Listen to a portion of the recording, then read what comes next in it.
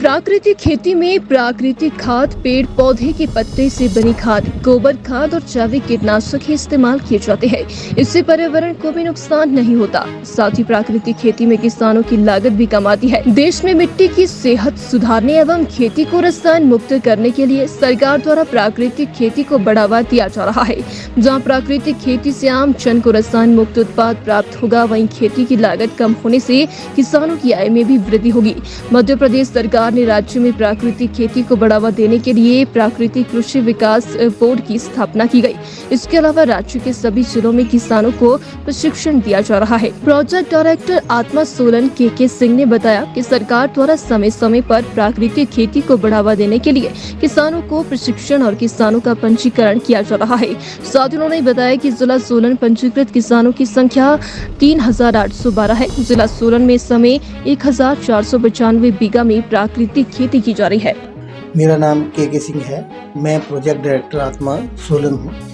और जैसे कि आपने कहा कि प्राकृतिक खेती किस तरह से किसानों के लिए या कंज्यूमर्स के लिए लाभदायक है, तो इसके में ऐसा है कि ये जो प्राकृतिक खेती है, इसमें सबसे मेन बात यह है कि इसमें कोई भी केमिकल्स, कोई भी रासायनिक या उसका प्रयोग नहीं किया जाता है।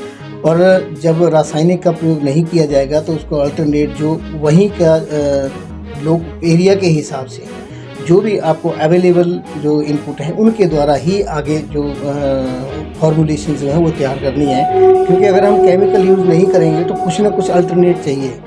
क्योंकि अगर फसल है तो बीमारी भी होगी, फसल है तो कीड़ा भी होगा, लेकिन उसकी रोकथाम के लिए हमें जो कोई ना कोई अल्टरनेट जो है वो ज़रूर चाहिए।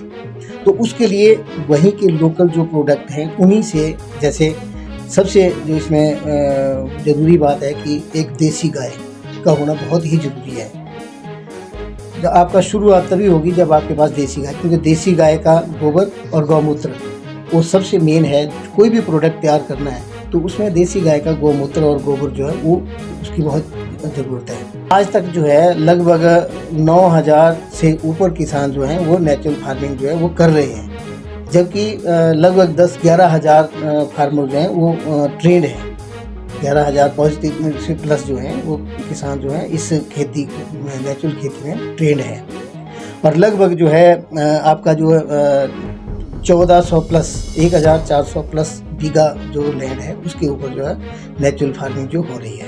नहीं, नेचुरल फार्मिंग ज़मीन फार्मिंग करने लायक नहीं रही है। नेचुरल फार्मिंग तो की जा सकती है, क्योंकि जब आप केमिकल्स में क्या है, केमिकल्स में और नेचुरल फार्मिंग में एक बहुत बड़ा डिफरेंस है कि केमिकल फार्मिंग में हम मारा जाता है। जो दुश्मन कीट है या दुश्मन फंगस है या कोई बीमारी, उसको मारने का इंतजाम किया जाता है। जबकि नेचुरल फार्मिंग में कुछ भी मारा नहीं जाता। इसमें जो है जो हमारे मित्र कीट, मित्र जो सूक्ष्म जीव हैं उनको उनकी संख्या बढ़ाई जाती है। संख्या बढ़ाई जाने से ऐसा होता है कि जो दुश्मन कीट हैं उनको वो खुद कंट्रोल करते हैं। और जब हमारे मित्र कीट, मित्र जीवाणु जो हैं वो हमारी ज़मीन में ज़्यादा होंगे, हमारे एटमॉस्फेयर में ज़्यादा होंगे, तो हमारे जो क्रॉप हैं उनकी हेल्प करेंगे। जब हम जीव को बढ़ाते हैं तो जैसे केमिकल से हमारे जीव जो है ख़त्म हो गए, हमारी जो मिट्टी है वो सख्त हो गई, उसमें वाटर होल्डिंग कैपेसिटी भी नहीं रही, ऑर्गेनिक मैटर नहीं रहा, जिस कारण जो है हमारी क्रॉप्स जो है वो कमज़ोर रहती हैं और उसमें प्रोडक्शन ठीक नहीं होता, क्वालिटी ठीक नहीं होती। लेकिन जब हम नेचुरल फार्मिंग करेंगे, उसमें जब हम जीव हैं, माइक्रो ऑर्गेनिज्म हैं, उनको बढ़ाने की बात करेंगे तो आपके जो ज़मीन है उसमें पोर स्पेसेस बढ़ेंगे, पोर स्पेसेस बढ़ेंगे और जो भी ऑर्गेनिक मैटर है उसको वो अब उनका भोजन है, माइक्रो ऑर्गेनिज्म का वो भोजन है, उसको खाएंगे। तो जब उनकी क्रियाएं आपकी मिट्टी में होंगी तो उससे पोर स्पेसेस बढ़ेंगे, ऑर्गेनिक मैटर बढ़ेगा, ज़मीन की जो स्वास्थ्य है वो सुधरेगा।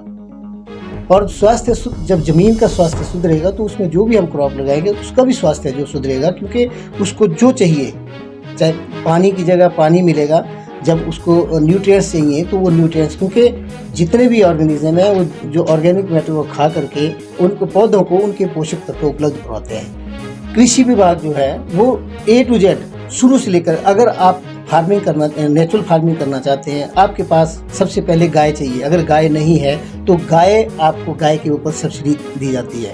आप कहीं से भी गाय खरीदेंगे 25,000 रुपये तक आपको सब्सिडी दी जाएगी। साथ में अगर दूर से ला रहे हैं तो आपको ट्रांसपोर्टेशन के लिए भी सब्सिडी दी जाएगी।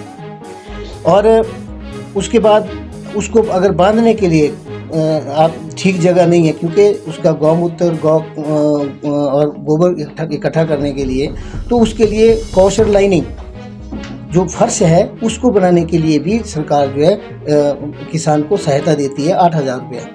हाँ, अब तो जैसे जो किसान के बेचने की बात है, तो जहाँ भी जिस भी मार्केट में ले जाएगा, क्योंकि अभी रजिस्ट्रेशन हो रही है, फार्मर को रजिस्टर किया जा रहा है, उसका रजिस्ट्रेशन नंबर है, उसके आधार पे उसको कहीं भी जाएगा तो जो दूसरी क्रॉप है उसके अलावा उसको अच्छा रेट मिलेगा और कहीं किसी भी मार्केट में जा सकता है। वैसे तो आउटलेट खोले भी हैं, जैसे शिमला में जो है, तो शिमला में सरकार ने नेचुरल फार्मिंग जो प्रोडक्ट हैं उनको बेचने के लिए नालागढ़ हाउस में एक आउटलेट खोला है।